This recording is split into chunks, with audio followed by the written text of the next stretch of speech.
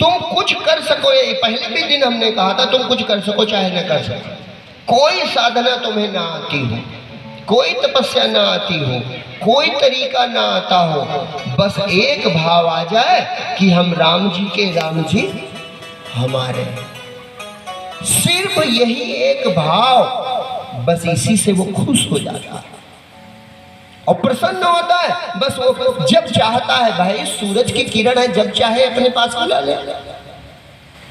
तुमको परमात्मा तक नहीं जाना है, उल्टी रीत है, परमात्मा से तुम इधर आ रहे हो, जाना थोड़े कहीं, न कहीं खोजना है। अच्छा ये बताओ, लहर देख पावे चाहे न देख पावे, जान पावे चाहे न जान पावे, ज्ञानी हो चाहे अज्ञानी हो, अपनी ही जड़ में बैठ जाए तो समुद्र से मुलाकात हो जाएगी कि नहीं?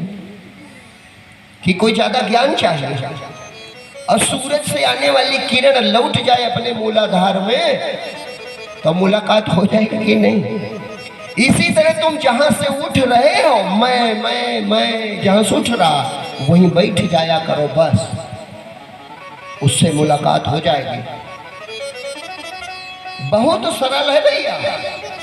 शर्त ये है तुम और चीजें चाहते हो खिलौने, तो वही कबीर साहब ने कहा कि लोभ मिठाई हाथ दे, अपना लिया बचाए। उसने अपने को बचा लिया, काहे?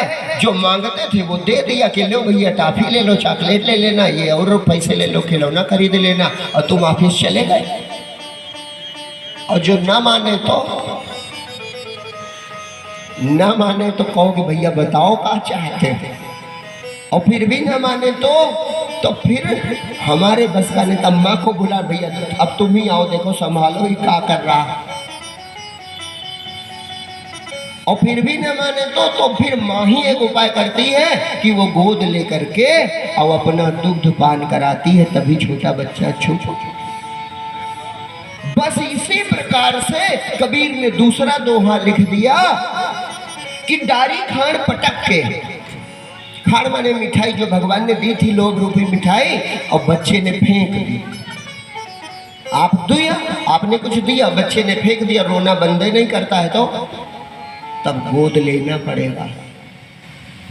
तो उन्होंने दूसरा कहा कि डारी खाड़ पटक के अंतर रोष उपाय। उसने कहा भगवान हमें फंसाना चाहते हो, हमें ये सब कुछ नहीं चाहिए। और एक उसके पास ताकत थी, भक्त के पास एक ताकत थी। जैसे छोटे बच्चे के पास क्या ताकत हो, बड़ा ताकतवर होता है का? छोटा बच्चा बड़ा ताकतवर होता है का? कुछ न दो तो वो 2-3 दिनों में मर जाएगा, न वो खा सकता है न कुछ पा सकता है। तुम ना ध्यान दो, वो आग में जाके जल भी सकता है। तुम ना ध्यान दो तो वो लैट्रिन कर लेगा, मैला कुचैला रहेगा। माने वो कुछ भी नहीं कर सकता है। लेकिन उस परमात्मा की जादूगरी देखो, जब हम कुछ भी नहीं कर पाते तो घर का सबसे कोमल बिस्तर हमको मिलता है।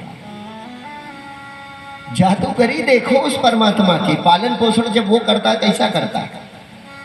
जब हम कुछ अपना नाम तक नहीं जानते, न जानते भूख क्या है, न जानते भोजन क्या है, न जानते प्यास क्या है, न जानते पानी क्या है, न जानते बोलना क्या है, न जानते नाम क्या है, न जानते चलना क्या है, कुछ भी नहीं जानते, तो घर का सबसे कोमल बिस्तर हमको मिलता है। सबसे ज्यादा प्यार हमको मिलता है। पूरा घर उस बच्चे का ख्याल रखता है, एक पल वो गंदा नहीं रह सकता। और सबसे कोमल भोजन, स्वादिष्ट भोजन भी उसी को मिलता है।